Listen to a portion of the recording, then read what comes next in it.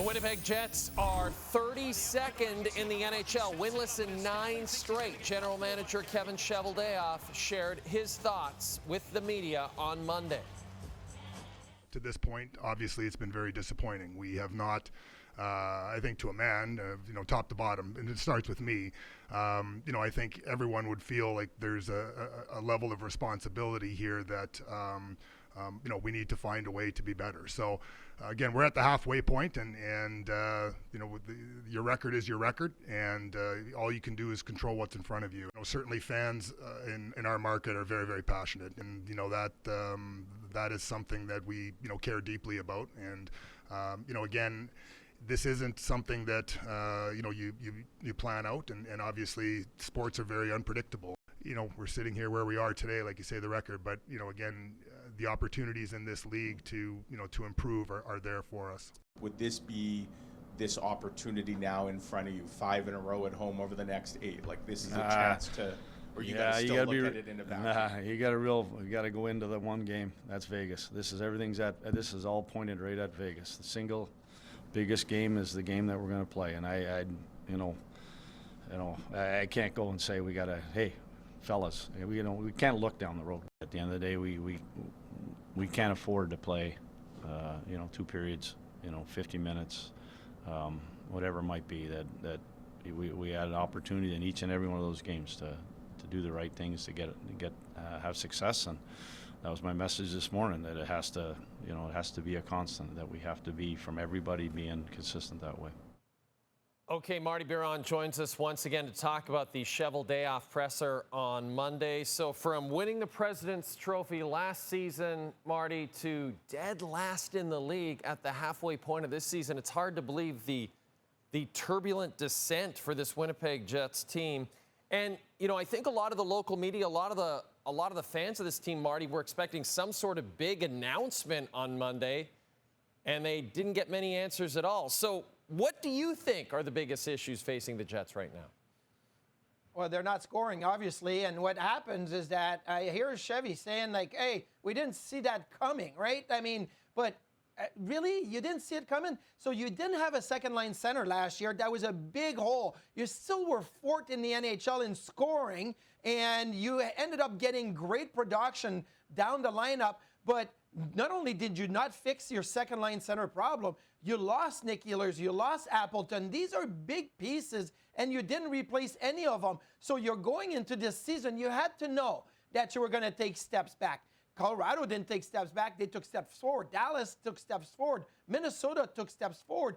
But you had to know you were going to take steps back. So you go from 4th in scoring to 22nd. That's the biggest thing right now. You look at the Winnipeg Jets. They still have Connor Hellebuck. They still are trying to defend. They're middle of the pack in goals against, and that's fine. Maybe you take a little step back from being 1st last year. But scoring is huge, and if you were the hockey department, you had to see it coming because you had some moves to be made or some pieces to replace in the summertime, and it didn't happen. And it's not been just a problem of late. It was a problem all season because they weren't scoring enough goals, and now it's really hit the stopping point and where, everybody's frustrated in Winnipeg because of the last 9 games. Marty, the way the roster is constructed right now, obviously, you pointed out there are flaws, but do you roll with the roster, or is it finally time for a pretty major shakeup for this team?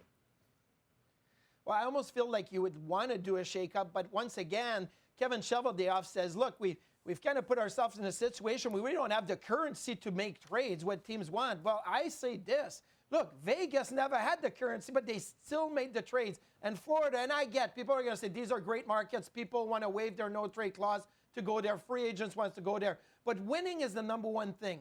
And last year, the Winnipeg Jets were number 1 in the NHL. You have to take advantage of those situations. So, yes, I would want to see something significant happen. You still have first-round picks that are in, the AHL or at the World Juniors. You go ahead. Maybe you package picks for in the next few years, some prospects. Make something happen. Maybe it's people down in the lineup. Maybe it's AHL guys that are prospect. But I would think that if you want to turn it around right now in Winnipeg for this season, you'd have to make a bold move. Now, if you're looking at the next few seasons, I get it. Maybe you want to stay consistent and hope to rebuild in a way. But I can't even believe I just said the word rebuild in the way that the Winnipeg Jets were constructed. Were so good last year, and this year it's gone in a totally different direction. I don't think any Jets fan, Marty, thought that this team would be in the mix for Gavin McKenna in June. Right? I don't think so.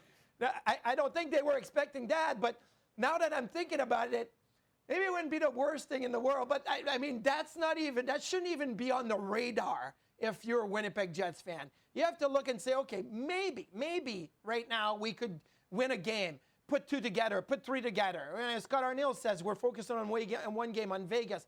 I get that. But you have a stretch of 5 now at home that you could win 4 out of 5 and find yourself within a handful of points. That's how tight it is in the NHL, in the East, in the West, whatnot. I think the Jets could get on a run, but I really feel there needs to be some type of a roster shakeup to kind of send the notice to everybody. Well, we'll find out what happens Tuesday. As you mentioned, that's the beginning of a 5-game homestand. In fact, the Jets play 9 of their next 11 at the Canada Life Center. We'll see if the home crowd can give them a boost.